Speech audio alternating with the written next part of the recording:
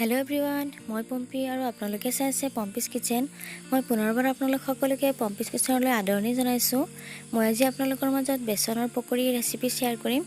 অতি সহজতে কেনেকৈ আমি ঘৰত কুৰকুৰি আৰু মুচমুচিয়াভাৱে बेसনৰ पकৰি বনাব পাৰি তাৰে ৰেচিপিটো আজি आपलोকৰ মাজত शेयर কৰিম। গতিকে অতি সহজতে কেনেকৈ বনাব পাৰি চাওক মোৰ আজিৰ এই बेसনৰ ৰেচিপিটো।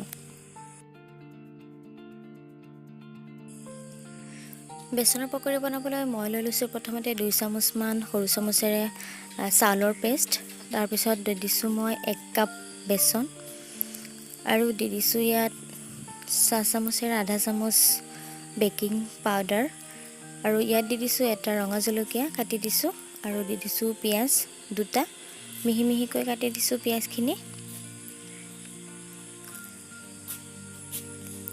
এতিয়া মছলা এড কৰি দিম। ইয়াত দিছো মই চাট মছলা আৰু ইয়া দিছো ধনিয়া পাউডাৰ।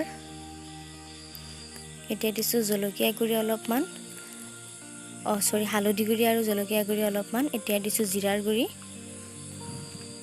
এতিয়া পৰিমাণ অনুসৰি নিমখ দিছো। গোটেইখিনি এতিয়া ভালদৰে মই মিহলি কৰি লম। একেলগে গোটেইখিনি মিক্স কৰি লম।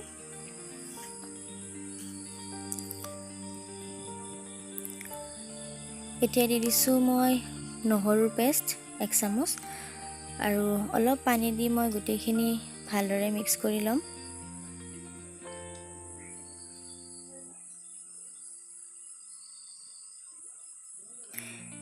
এয়া মিক্স কৰা হৈ গৈছে, মোৰ ধুনীয়াকৈ হৈ গৈছে। এতিয়া এয়া চাওক পকৰা শেপ দিব পৰা হৈ গৈছে।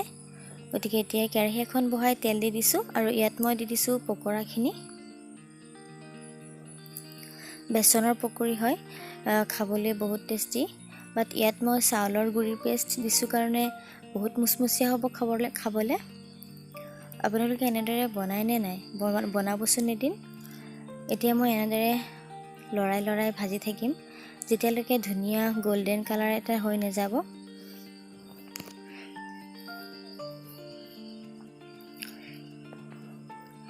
এয়া মই ভাজিছো, চাওকচোন কিমান ধুনীয়া কালাৰ হৈছে আৰু ধুনীয়াকৈ হৈ গৈছে আৰু বহুত মুচমুচিয়া হৈছে। গতিকে মই প্লেট এখনত উঠাই ৰাখিছো। তো গোটেইখিনি মই এনেদৰে ভাজি লৈছো।